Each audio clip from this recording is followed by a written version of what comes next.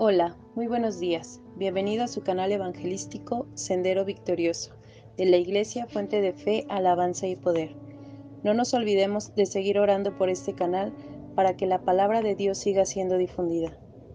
En esta mañana comenzaremos a estudiar la carta del apóstol Pablo a los Gálatas y daremos una pequeña introducción. Gálatas es considerada una carta apasionante cuyo tema principal es la libertad cristiana. Fue escrita aproximadamente entre los años 50 y 60 después de Cristo. El apóstol Pablo visitó Galacia en su primer viaje misionero, estableciendo allí una iglesia. Algunos años más tarde se enteró que los judaizantes se habían infiltrado en las iglesias de Galacia. Esto provocó que los creyentes fueran engañados, alejándose del verdadero cristianismo, aceptando ritos y ceremonias judías. Pablo se dio cuenta de que existía una crisis seria en esta iglesia y los impulsa a volver a la doctrina de la justificación por la fe. La iglesia estaba en una situación difícil entre aceptar la gracia y el ser circuncidado o no. Esta carta es una advertencia para salir del legalismo judío y volver a la libertad y a la verdad. Pablo es cuestionado por su evangelio y su apostolado, y él se defiende, y así comienza esta carta. Gálatas 1. Salutación. Pablo, apóstol, no de hombres ni por hombre, sino por Jesucristo y por Dios el Padre que lo resucitó de los muertos, y todos los hermanos que están conmigo, a las iglesias de Galacia. Gracia y paz sean a vosotros, de Dios el Padre y de nuestro Señor Jesucristo, el cual se dio a sí mismo por nuestros pecados, para librarnos del presente siglo malo, conforme a la voluntad de nuestro Dios y Padre, a quien sea la gloria por los siglos de los siglos. Amén. No hay otro evangelio.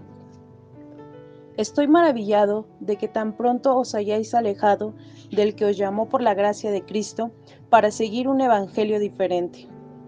No que haya otro, sino que hay algunos que os perturban y quieren pervertir el evangelio de Cristo. Mas si aún nosotros o un ángel del cielo os anunciare otro evangelio diferente del que os hemos anunciado, sea anatema. Como antes hemos dicho, también ahora lo repito. Si alguno os predica diferente evangelio del que habéis recibido, sea anatema. Pues, ¿busco ahora el favor de los hombres o el de Dios? ¿O trato de agradar a los hombres? Pues si todavía agradara a los hombres, no sería siervo de Cristo.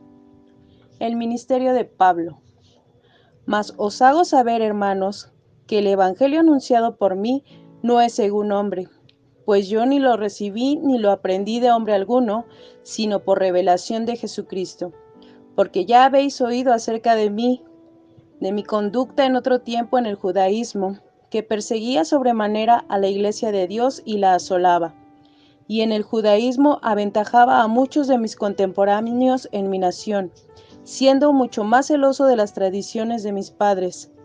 Pero cuando agradó a Dios, que me apartó desde el vientre de mi madre y me llamó por su gracia, revelar a su Hijo en mí, para que yo le predicase entre los gentiles, no consulté enseguida con carne y sangre, ni subí a Jerusalén a los que eran apóstoles antes que yo, sino que fui a Arabia y volví de nuevo a Damasco. Después, pasados 3 años, subí a Jerusalén para ver a Pedro, y permanecí con él 15 días.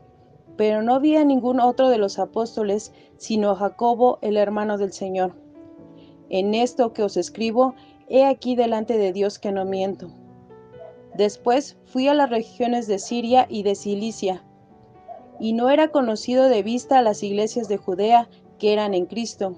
Solamente oían decir: aquel que en otro tiempo nos perseguía, ahora predica la fe que en otro tiempo asolaba, y glorificaban a Dios en mí. Salutación. Pablo es enfático al decir que su apostolado viene directamente de Dios y de Jesucristo, que se entregó por los pecados de todos nosotros para salvarnos y al cual debemos de darle toda la gloria. No hay otro evangelio. Pablo no entendía el por qué se estaban alejando del único y verdadero evangelio, por qué lo que los legalistas anunciaban no era tan bueno, porque de acuerdo a la ley judía, si alguno fallaba en un solo mandamiento, era culpable de todos. Es por eso que a Pablo le impresiona que fueran engañados tan fácilmente, si como nosotros lo sabemos, no es por obras, es por gracia. La obediencia se deriva como muestra de que aceptamos que Jesús nos ha justificado con su sacrificio, y no porque si hacemos buenas obras seremos salvos, porque esto haría que el sacrificio de Jesús fuera en vano. No hay otro evangelio más que el que conocemos, y Pablo lo sabía y lo defendía muy bien. A él no le importaba quedar bien con nadie más que con Dios. Así que debemos de ser muy cuidadosos con lo que anunciamos a los demás, porque si no anunciamos la verdad, seremos anatemas. Aunque a la gente le duela, aunque se ofendan, debemos anunciar la verdad, porque nuestro objetivo principal debe ser como el de Pablo, agradar a Dios. El ministerio de Pablo. Pablo afirma que el Evangelio no lo aprendió de los hombres, le fue revelado por Dios mismo. Él es sincero y dice que hace tiempo él estaba del otro lado, en el judaísmo, y que perseguía y mataba a los creyentes, pues su fe no estaba basada en la verdad, sino en tradiciones de sus padres. A lo mejor nosotros tenemos pasados malos, pero un día nos arrepentimos y Dios nos perdonó.